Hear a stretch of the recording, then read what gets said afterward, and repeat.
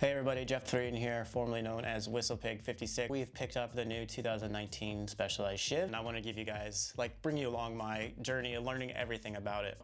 This is everything you want to know about the 2019 Shiv.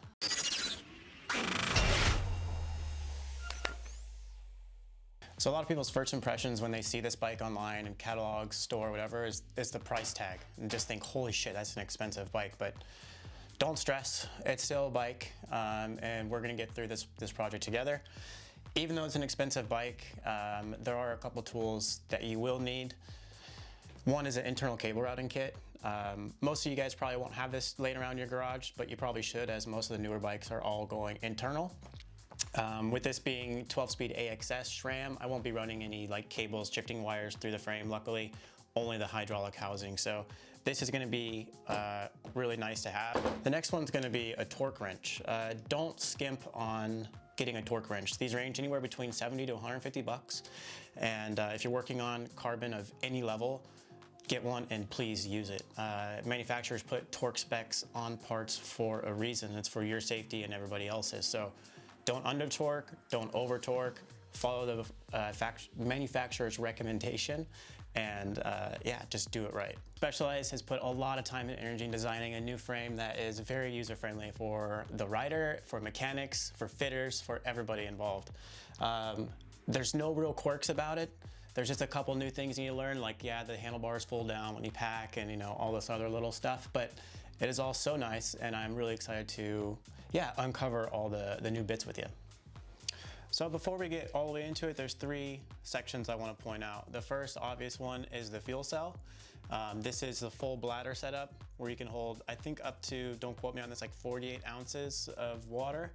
And you may or may not know, but this can be fully removed. So during training, I will be removing this for Annie. She'll train without it, and we'll just do, a bottle here and maybe just two off the back and, one between the bars. Second feature, which is really cool, is the second fuel cell, or the storage. This box sits right in the down tube there, opens up, so it has a little trap door to fit, your bars, your nutrition, CO2, whatever. But also this whole down tube is open and hollow. So you can fit a full tubular tire in here if you're running tubulars, multiple tubes, an extra tire if you want, tire levers, whatever you want to put in there, a banana, I don't know. You can fit anything you want. And then the third part is the nose cone. Now this isn't an area that you'll use during riding or anything, but this is a really cool hidden access point. So you pop off the nose cone and you have the hose for your hydration, you have your hydraulic lines and the access to your blip box or your Di2 junction box. I actually think they may relocate I think the junction box goes somewhere else if you're running Di2. But yeah, so those are three really cool features. And if I was to add a fourth one, it would be the folding bars, but we'll get into that a little bit later. So what I'm first going to do is we're actually going to start from the front of the bike and go all the way towards the back. But the first matter of business is actually going to be removing the fuel cell so I can undo the hydration hose so I can pull it all the way through.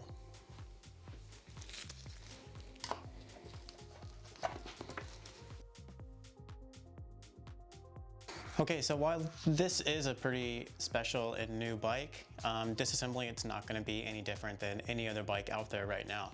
So I'm just going to go ahead and flip it over to a time lapse of me disassembling everything, and then once it's all disassembled, then we can go ahead and touch on some of the things like the collapsing bars, all the different cable routing situations, and yeah, some more specifics. But now we go to time lapse and we just get it down to a bare frame.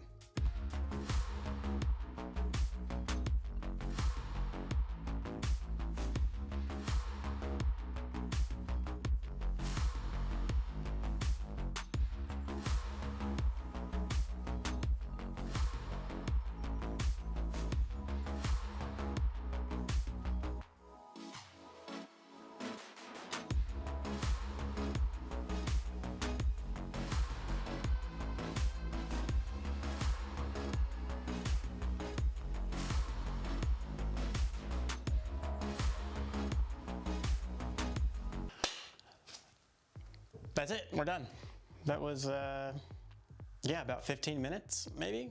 It's all stripped down to a bare frame, except for this and the saddle and seat posts, of course, but I've left the bottom bracket in for now because yeah, I don't really need to remove it. I want to do that in a separate part when we get to doing the bottom brackets and building the bearings and everything. So I'm going to leave that in so I can show the proper removal and installation of a bottom bracket.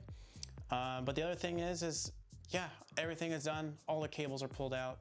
A tricky one I know is going to be getting the hydraulic hose back through the fork leg. It makes a pretty tight corner, so hopefully I can do it. They did it putting it together, so I'm pretty sure that I can get it as well. But yeah, I'm going to change camera views and I want to show you guys the cockpit. I want to show you the front end, the handlebars, how this all works, because it's pretty amazing in fact, in the fact of how simple it actually is. So this is it. This is the cockpit area. This is the whole base bar mechanism. This here is like a through axle. It's a pivot. You can replace this to give yourself a couple degrees of drop in the base bar if you want. We're gonna go ahead and leave them flat just because aesthetically I think it's nice, and if we do the drop then I think it's gonna be too far of a reach for Annie. But some people like having a big drop from the aero bar to the base bar, and if you do, you can set it up as such. This bolt here, the head of the bolt is on my side so you really can't see it, but I'll go ahead and loosen it. And this is a 5mm. And you just loosen it, and you can see it gets a little wobbly, and you keep backing it out, and the bar is just gonna go ahead and fold down against the fork leg,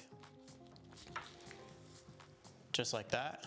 And then you go ahead and tighten it up a little bit to keep it from unfolding, and that's how you travel with it. So you go ahead and remove these rubber covers that come with it, obviously, that's what fills the gap. You take these off, they easily remove. You fold your bars down, you take off your aero bars, and you're good to go. You're good to travel. Going into the aero bar system, it's really basic. It's 2 bolts. So you have these 2 studs here. This bike does come with a fit kit, so you can go ahead and replace these studs to longer ones to input a lot more different stack heights. So this one is just the height that it came with, leaving it on there for now until we go in to start actually measuring or matching Annie's fit dimensions. But that is seriously it. If you take the aero bars, slides onto those 2 posts, the wires go down, so I'm not, yeah, don't pinch the wires, but it slides on those 2 posts and you bolt them down with 2 screws, and that's it. So this cockpit design, it checks all of the boxes. It's simple, it's easy to work on. Anybody can do it, anybody can take it apart and hit the road. But the biggest thing is that it's so clean and it's just so basic, and coming up with such a simple design isn't easy. And people who are designers and engineers, they will probably contest to that. But if it was, then other manufacturers probably would have had something similar out years ago. Of course, Cervelo came out with the P5X and they had the split base bar, and that was a game changer. That was like the first step into, you know, making the bikes more travelable, if you will, for triathletes, because you guys travel a ton. But that was like some good inspiration, and then of course Spesh just one up the hell out of them and came up with this whole thing. I mean, it's 3 bolts all across the board. You take off these two studs, you can change out your spacers, take the bars completely off for travel, and then you loosen this screw here, and the base bar folds down like I showed, and I don't think it gets any more easier than that. So my hat really goes off to the guys at Spesh for designing such an easy and clean cockpit. However, putting it all back together, I'm not too sure I'll be saying the same things. I might be a little frustrated, you know, trying to run the cables through here, because there's some tight spots, but you know, I could be surprised through their manufacturing process. Maybe they had, you know, it's super clean, easy to put the cables through the hydro hoses. Until we get to that point, don't really know, but as of now, yeah, I'm extremely blown away by this bike. Okay, everybody, that's it for today's episode of everything you want to know about the 2019 Shiv. Stay tuned for the next episode. We're gonna be taking a little bit more closer look at the cockpit, how you'd change out you know, this insert where you can get the degree drop that you want in the base bar, changing out the stack height, and take a look at the headset, because this is a pretty special headset that they designed as well. I need to get into it because I don't know anything about it yet, and I need to, just in case something happens whilst we're on the road traveling. But yeah, so that's where we leave you for this one. Please like, comment, subscribe. If there's anything you want to see specifically in this series, do not hesitate to reach out to me in the comments, direct message, Instagram, email, whatever you want, text message if you have my phone number. But yeah, thanks for watching, and we'll see you next time.